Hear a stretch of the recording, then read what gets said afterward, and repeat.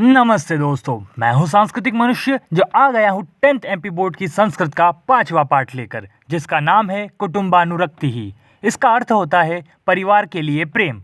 तो आज के पाठ में हम परिवार के प्रेम के बारे में जानने वाले हैं। पर उससे पहले अगर आप हमारे चैनल पर नए हैं तो चैनल को सब्सक्राइब जरूर करें और वीडियो को लाइक और शेयर करना बिल्कुल भी ना भूलें। तो चलिए अब बिना किसी देरी के आरंभ करते हैं। तो पाठ शुरू करने से पहले हम पाठ की प्रस्तावना जान लेते हैं, वरना पाठ समझ में ही नहीं आएगा। पाठ की प्रस्तावना में कहा गया है कि संस्कृत के नाटककारों में महाकवि भास का भी एक महत्वपूर्ण स्थान है।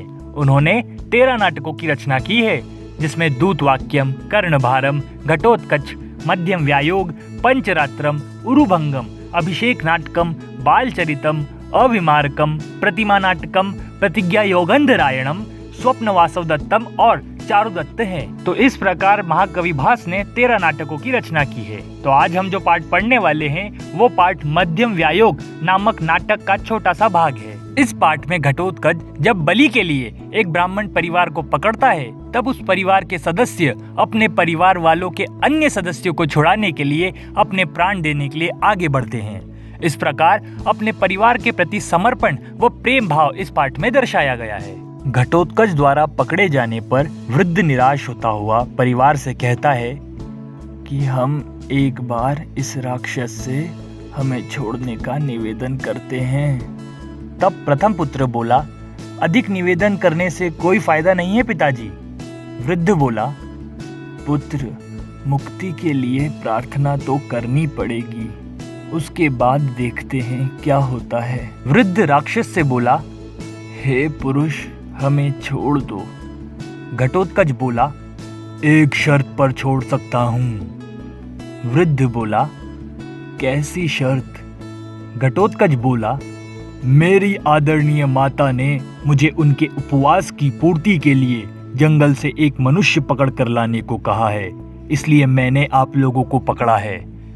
इसलिए हे वृद्ध, अगर परिवार की मुक्ति चाहते हो तो अपने 3 पुत्रों में से एक पुत्र को मेरे पास छोड़ दो, बाकी तुम, तुम्हारी पत्नी तथा 2 पुत्रों को लेकर चले जाओ। वृद्ध बोला, अरे नीच राक्षस, मैं बूढ़ा ब्राह्मण अपने शास्त्रज्ञ, शील व गुणों से युक्त पुत्र को बलि के लिए देकर शांति प्राप्त नहीं कर पाऊंगा।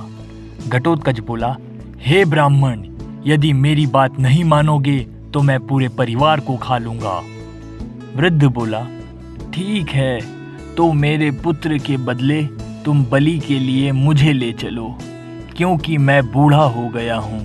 मैंने जीवन के सभी कार्य कर लिए हैं और मेरा शरीर भी थक चुका है, इसलिए मुझे ले चलो और बाकी परिवार को जाने दो। वृद्ध की पत्नी बोली, ऐसा मत कहिए, मैं पतिव्रता नारी हूँ, अतः मेरा कर्तव्य है आर्य और कुल की रक्षा करना। हे राक्षस, तुम मुझे ले चलो। घटोत्कच बोला, देवी माता के आदेश के अनुसार स्त्री नहीं चाहिए। वृद्ध बोला, तुम्हारे साथ मैं चलूंगा। घटोत्कच बोला, तुम बूढ़े हो, तुम दूर हट जाओ।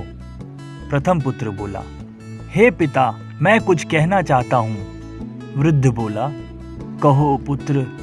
प्रथम पुत्र बोला, मैं पहला पुत्र हूँ, अतः अपने प्राणों के द्वारा मैं बड़ों के प्राणों की रक्षा करना चाहता हूँ, इसलिए इस कुल की रक्षा के लिए आप मुझे राक्षस के साथ जाने दें। तब दूसरा पुत्र बोला, ऐसा मत कहिए भ्राता।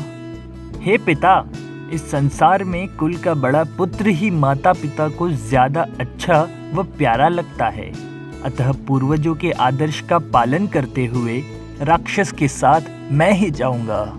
यह सब सुनकर तृतीय पुत्र बोला, भ्राता, ऐसा मत कहो, विद्वानों के अनुसार बड़े भाई पिता के समान होते हैं, इसलिए बड़ों की प्राण रक्षा के लिए मैं राक्षस के साथ जाऊंगा। यह सब देखकर घटोत्कच बोला, वाह, आप लोगों में एक दूसरे के लिए बहुत स्नेह है। यह देखकर मुझे अति प्रसन्नता हुई। मैं आप सभी को छोड़ देता हूँ। तो इस प्रकार यह पाठ समाप्त हो गया। इस पाठ से हमें भी अपने लोगों से तथा अपने परिवार से जुड़े रहने, उनका सम्मान करने आदि की प्रेरणा मिलती है। इस प्रकार के नाटकों द्वारा ही महाकवि भास ने प्राचीन समाज को ज्ञान प्रदान करने का काम किया और यह ज्ञान हमारे लिए भी लाभप्रद है। हर बार की तरह इस पाठ से संबंधित प्रश्न उत्तर भी आपको डिस्क्रिप्शन में मिल जाएंगे। अब हम मिलेंगे अगले पाठ यशः शरीर के साथ।